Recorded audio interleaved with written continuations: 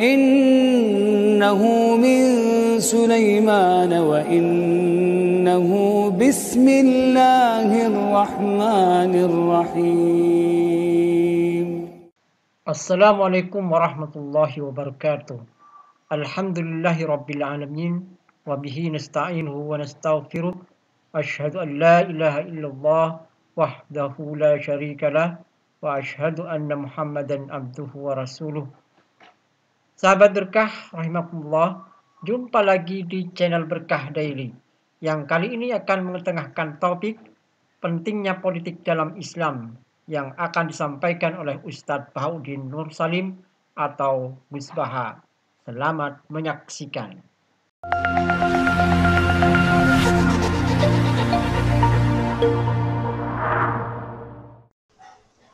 Terus niki kalau terangaken nggih masalah salat imaduddin.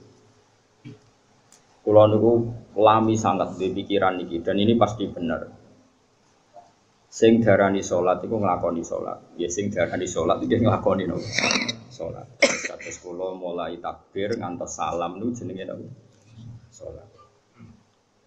Kemudian kita ini hidup di dunia nyata. Misalnya kena ramangan itu ora iso salat. Kok awak lemes iku ngadeg kaya ra iso apa meneh napa? Salat. Sehingga ada wasail wong kon mangan ben kuat salat.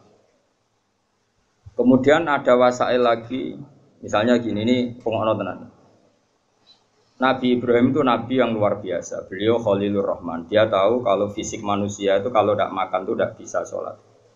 Sehingga beliau itu ngerayu pangeran, ya Allah, Rabbana liyuqimus sholat faj'al afidatam minan nasi tahwi ilaihim warzuqhum minas samarat. Gusti, yang Mekah, utai pecinta Mekah atau siapa saja yang Islam, niku paringi kelar mangan. Genak kelar mangan niku ben kelar sholat. Sehingga para ulama juga mengkiaskan, misalnya begini. Kalau kita tidak punya otoritas politik, maka sholat dilarang. Sehingga kita juga menjaga otoritas politik supaya sholat itu tidak dilarang. Caranya gimana? Misalnya gini, saya ini buruh di pabrik milik Cina yang non-muslim. Gara-gara saya buruh dilarang apa? Sholat, karena mengganggu jam kerja. Kalau saya mampu bikin koalisi buruh menuntut hak sholat, saya harus melakukan itu. Karena itu cara saya untuk mendirikan sholat. Atau kalau ada umat Islam mampu kaya dan bisa menciptakan lapangan kerja dengan membolehkan sholat, maka harus melakukan itu demi tegaknya sholat. Makanya ini kelirunya kita. Nyongkone ngelakoni sholat itu pokoknya dekne dewe sholat. Dia agak mikir bahwa untuk bisa sholat itu dibutuhkan kekuatan ekonomi, kekuatan politik. Saya tuh ngaji di mana-mana, saya ulang-ulang. Islam ke Selat Malaka itu Thailand sama Indonesia itu umurnya bareng. Cuma kebetulan Thailand nggak milih politik, negara dikelola non-Muslim. Tahu-tahu sholat itu dilarang di Thailand. Indonesia kebalikan, lah kiai ini seneng politik, keterusan nganti sakniki, paham ya? Akhirnya rawali songo itu Islam lagi rong generasi. Iku wis gawe demak napa? Wah, ratri mau sholat dilarang.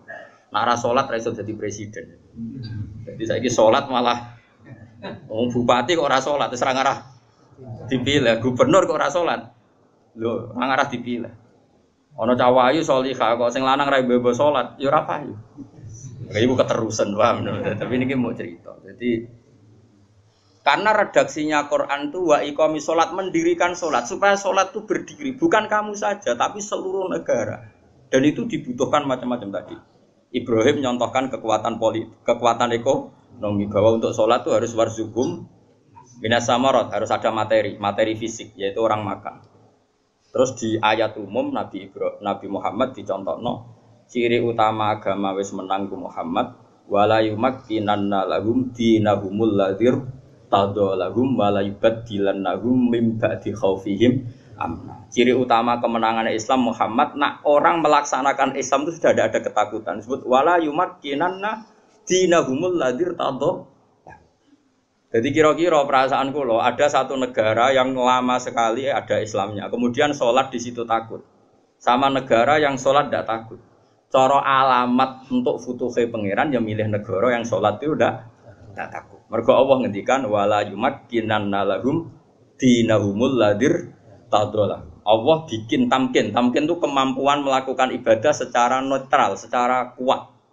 Terus wala yubaddilannahum min ba'di khaufihim amna, dan mereka melakukan ibadah itu merasa aman, tidak merasa takut. Kayak dulu sahabat sholat itu sembunyi-sembunyi. Ba'da fathi Mekah sholat terang. Ini penting kalau ingat no. Jadi sing sufi goblok ya ben mari, ben gelem rontok politik. Sing politik yo mari sholat itu ranggo tebar pesona. Jadi sepodo mari ini terus yang waras ketok ya ujub kan nanti pikiran. Ya pokoknya iki ngomong ilmu ngono ae napa, ora usah ujub-ujuban, pokoknya ngomong napa? Ilmu. Ora usah terus rasa suci dhewe ya ora. Wong rom ya lagi tak kandhani iki wae. Tapi yang jelas ning ayat itu jelas sorry ada kata-kata wala yumakkinanna lahum dinahumul ladzi irtadalahum wala yubaddilannahum min ba'di khaufihim amna. Jadi ciri utama agama hebat itu kalau merasa tamkin. Kowe rabi yo iso, wayah yo iso itu berarti wis jos.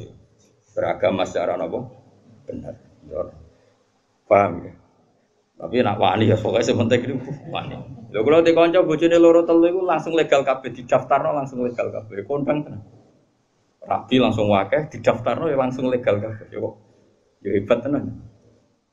Tapi kok kuat suwe ora ya ora roh nek iku takdir no.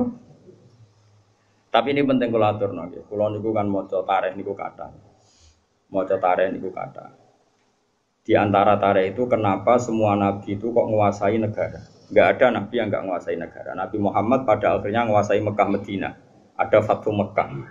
Karena dengan menguasai ini berarti sholat ibadah menang. Sholat ibadah menang. Kalau enggak ya dilarang. Dulu orang sholat di Masjid Haram itu dilarang. Dulu orang Islam sholat di mana-mana dilarang.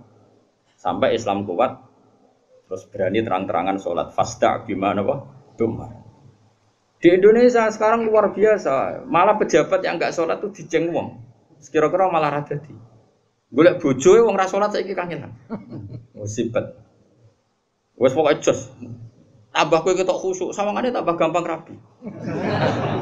Jajal misalnya Mustafa nganti baduk ngecap koyo wayah iku koyo mungkin. Lah berhubung sujute urung kaya kan sah ta ora wayah dengan baduk ngene. Maksudnya geng meyakinkan kan.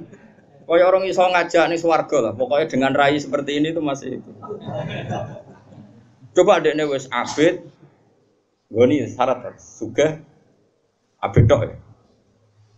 Wis pokoke lakoni wis nawani.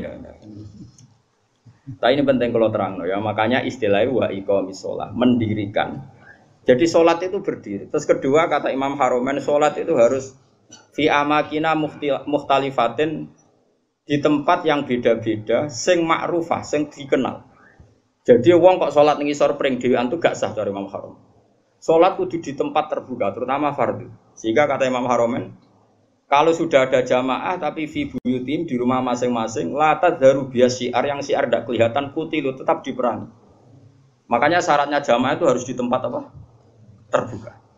Karena ini butuh syiar, butuh show bahwa Islam ya demi sholat, bukan sholat demi Islam. Jadi kita bela-belani kelar mangan ya ben kelar sholat, menguasai politik ya ben sholat tidak dilarang.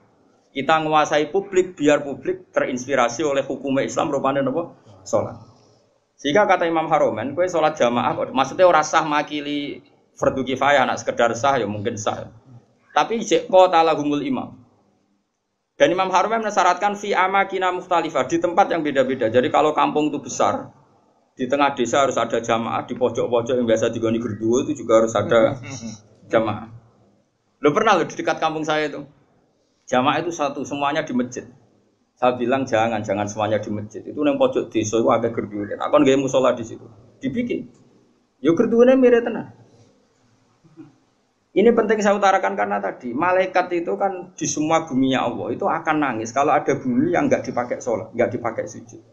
Karena malaikat ini menstatuskan bumi itu mahal sujud. Makanya kata Rasulullah wajulat anal ardu kulluha masjid, dan semua bumi Allah itu hakikatnya adalah tempat sujud. Sehingga kalau enggak ada sujud itu ya kecewa. Bumi ini kecewa sekali kan. Makanya harus fi amakina mukhtalifah, tempatnya harus beda-beda di mana-mana. Supaya syiar. Kalau jamaah tetap di rumah, qatalahumul imam, harus boleh diperangi oleh imam. Alhamdulillahirabbil alamin. Demikian tadi pentingnya politik dalam Islam yang telah disampaikan oleh Ustadz Bahauddin Nur Salim atau Gus Baha. Semoga ini semua akan menjadi bekal kita kelak di akhirat. Kurang lebihnya saya mohon maaf. Assalamualaikum warahmatullahi wabarakatuh.